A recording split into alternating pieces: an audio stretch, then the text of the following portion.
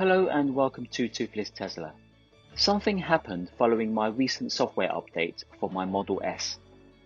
And I wonder whether other Tesla drivers have experienced the same or similar situation.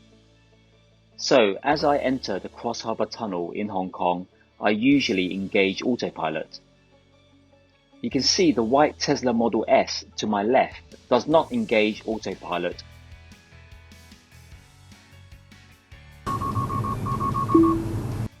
So there used to be Autopilot here in the Cross Harbour Tunnel, but now no longer. My Tesla keeps a constant distance from the black Mercedes in front of me. You can see that without Autopilot, I can still use the traffic-aware cruise control, so keeping my distance from the car in front of me is okay. However, there is no auto steering since Autopilot is disengaged. I don't understand why we now cannot use Autopilot in the Cross Harbour Tunnel when previously we were allowed to use it. I have also tried to use Autopilot in other road tunnels in Hong Kong, such as the Lion Rock Tunnel, Aberdeen Tunnel, and the Eastern Tunnel. And now all of these tunnels do not allow Autopilot.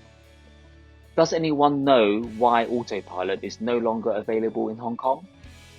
I did ask the Tesla service center a few days ago, and apparently all the service rep could say was that they cannot test this issue because they can't drive my Tesla in the Cross Harbour Tunnel. Surely they must know the answer, but they just have not made a public announcement about why Autopilot has been taken away from Tesla drivers in Hong Kong.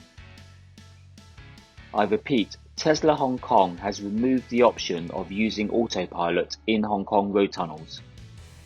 Please share your comments below and thanks for watching.